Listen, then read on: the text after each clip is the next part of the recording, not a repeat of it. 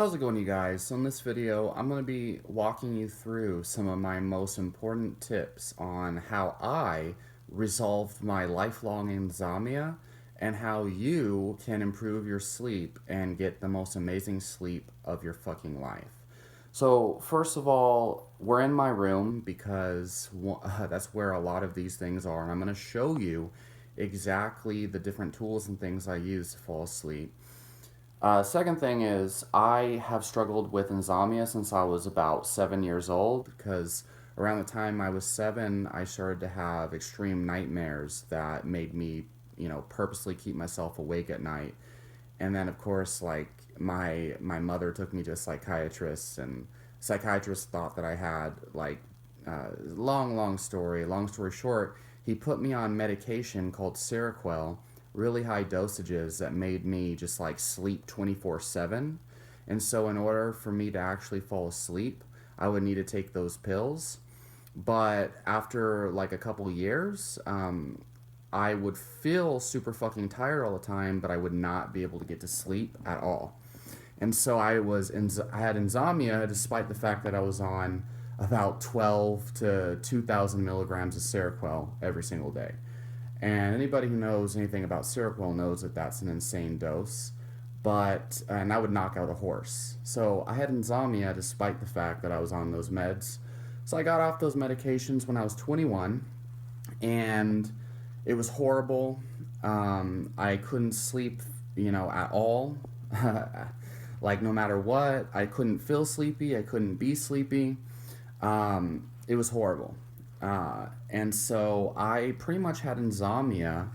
Honestly, I'm going to say when I actually reversed it, when I actually completely removed it, was when I went on a ketogenic diet.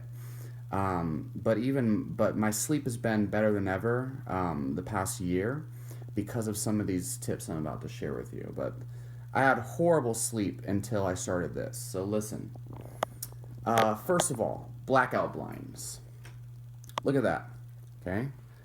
It's broad daylight outside. Like, legitimately, the sun is out shining, and you can't even tell in my room. Okay, look at this. Look at this. Blackout blinds right there. Look at that. Okay, pitch black darkness is very important. Okay, and by the way, I'm gonna tell you guys everything from nutrition and lifestyle to supplements. I'm gonna start with the most important ones. Okay, blackout blinds. The same shit everyone tells you is the truth. Blackout fucking blinds, guys. You need darkness, okay? Second thing, okay? Get yourself some pet monkeys. I'm just kidding. Give me that sleep mask, Monkster. Oh. Alright, sleep mask, guys. Get yourself an awesome fucking sleep mask, okay? Now, I don't wear the sleep mask as much as I used to, mostly because I'm hyper vigilant and in case somebody tries to break into my house. That's one of the reasons why I was insomniac for so long, because if a fucking pin dropped on the floor, I would hear it. I couldn't sleep in the same room as my significant other because her breathing would wake me up. It was terrible. But yeah, so the sleep mask, very important. Pitch blackness, very important. Another thing is your temperature. You need to set your thermostat at 68 degrees. And look, I don't care about your excuses like, oh, it's too cold for me. Okay, that's why you get a fucking nice, comfortable fucking blanket. Oh, well, I don't want to run up my air conditioning bill. Okay, great. Enjoy your fucking insomnia then. Okay? Like, try it for a couple fucking days. It's not gonna fucking cost you too much money. And if you can't get to sleep because it's too fucking cold, then raise it to 72. But I'd say 72 is the cutoff limit. Another thing is, get yourself a fan like this. And that's an alternative. That'll make it a lot colder for you. I usually set it on the medium setting. That'll make it colder for you. And at the same time, it'll provide white noise so that you're not going to be woken up by any inconsistency in the background noises. Maybe outside some guy decides to do lawn mowing or something. Like, those things are unlikely to wake you up when you have white noise. I've done binaural beats with earphones, but the problem is that if I sleep on my side, it'll hurt to have the earphone in my ear. I've done earmuffs before, sleeping on my back, and that helps so much. But the problem is, it can cause, what do you call it? Sleep paralysis, sleep apnea, and other problems to sleep on your back like that.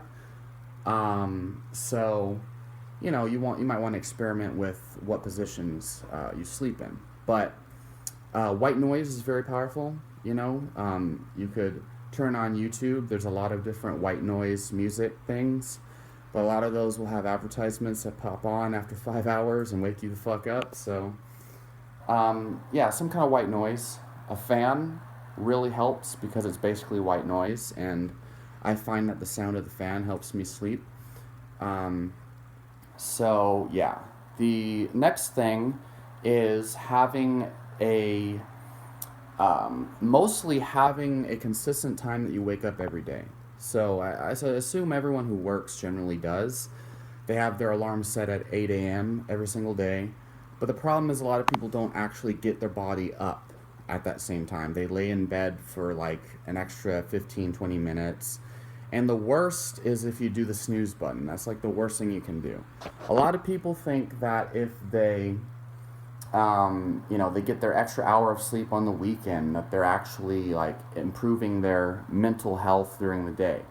The fact is, you're fucking up your sleep patterns, and there's actually some studies that show sleeping in past your normal wake time tends to actually cause worse mental acuity. They did an intervention trial where they showed people who sleep in actually score worse on memory exams and things like that than people who get up at the same time every day or don't sleep in. And so, it's a myth that you think that sleeping in is going to help you out.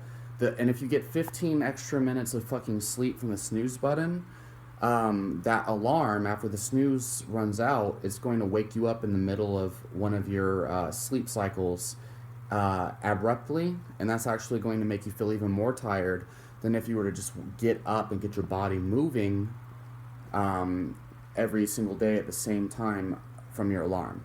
So the worst thing you can do is sleep in. The worst thing you can do is use your fucking snooze. Okay. The fact is, you're gonna feel tired and you're gonna fail with this whole like sleep routine thing for a while. Okay. For me, it's pretty much become an overnight thing.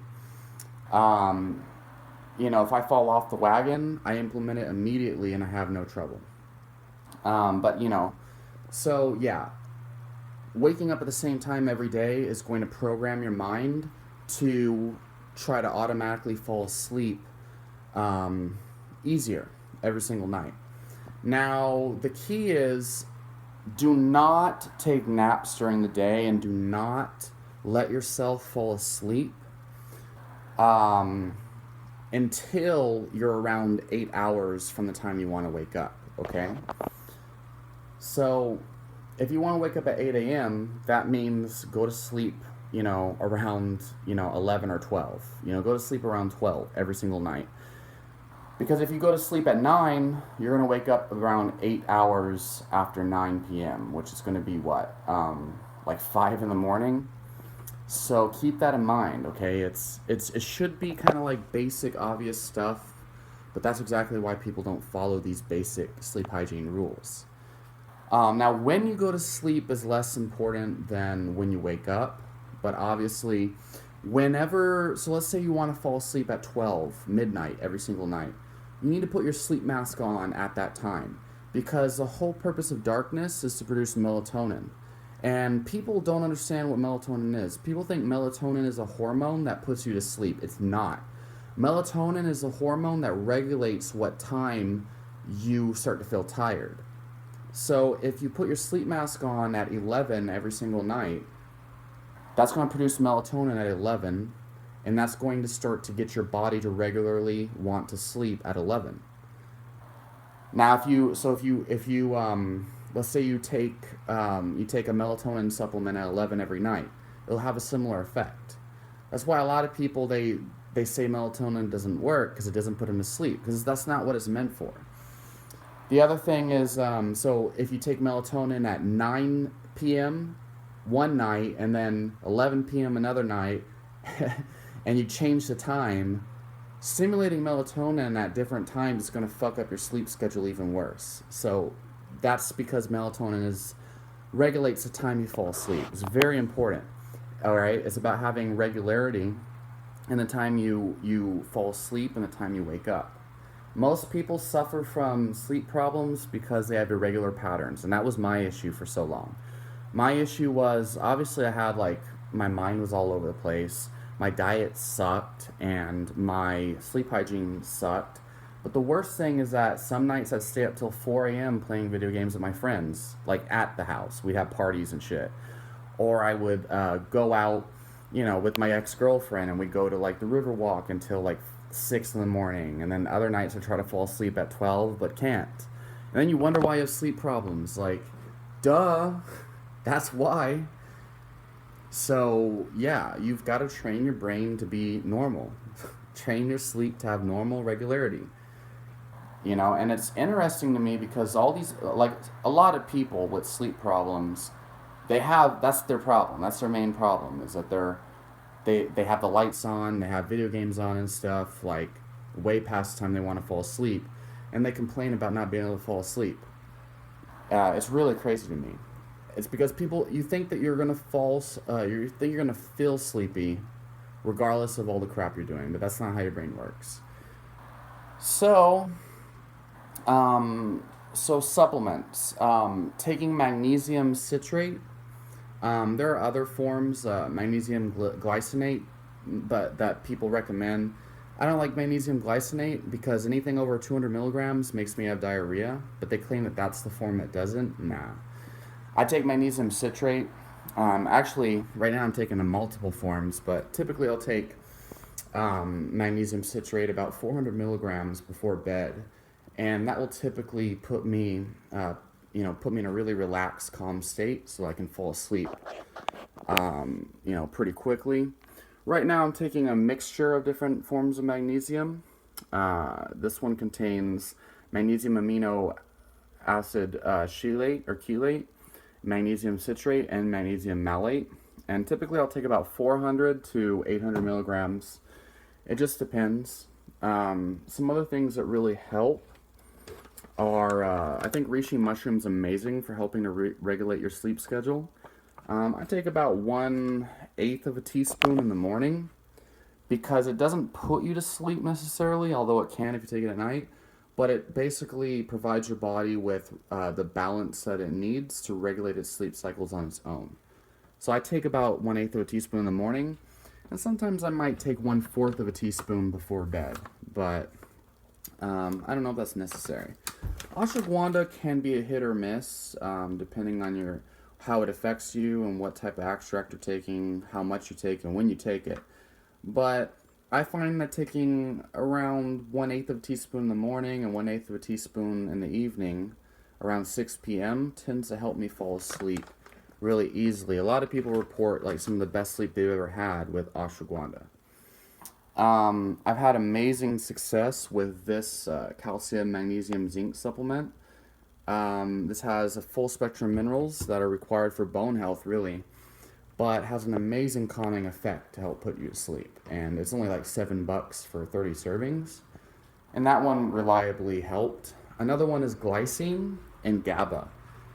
Take GABA with vitamin B6. And GABA is the neurotransmitter that is responsible for calming you down and basically slowing down all your neural processes. And so that's obviously going to put you to sleep. And honestly, I'd say GABA has been the most reliable sleep supplement I've ever taken. And has provided me with the most amazing sleep ever. Glycine also works very similarly to GABA and is an inhibitory neurotransmitter, really relaxing, and it has a side benefit of decreasing inflammation in the body by balancing out methionine, and homocysteine. And a bonus is taking about 3 to 6 grams of glycine along with about 1 gram of GABA. And that will like knock you the fuck out. These days, though, I really just follow a low carb, high protein, high fat diet. And especially if I'm ketogenic, keeping carbs below 20 grams a day.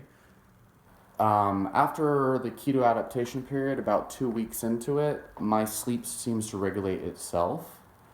Probably because ketogenic diets and ketones boost GABA in the brain, which is one of the reasons why they're so effective at treating things like epilepsy and Alzheimer's. But, and there's actually peer-reviewed case reports of it improving symptoms of schizophrenia. So ketogenic diets are very effective at helping to regulate sleep, as long as you're getting enough sodium, magnesium, and potassium. Otherwise, you'll have sleep problems. But and that's another thing, is getting enough sodium, getting enough protein, getting enough calories. Most people with sleep issues probably don't. They don't eat a nutrient-dense diet. They probably don't eat enough animal protein. They probably eat way too much processed carbs and the wrong types of fats. Well, that's a whole nother rabbit hole to go down, and I'm sure most people watching this video who wants to, sleep better, they're not going to want to do the real things that really help. Like, most people aren't going to actually try to do the sleep routine I mentioned, even though that's like the most important part. Most people aren't going to want to do the diet. Most people are just going to take the magnesium and probably not going to see too much success, unfortunately. But diet's a huge part of this, and exercise as well. If you do long duration cardio, like bicycling, about an hour every single day, you'll experience an amazing improvement in your mood and an amazing improvement in your ability to sleep and relax. And that's because of fight or flight response and the stress response in the body. It's exactly what it sounds like, fight or flight, okay?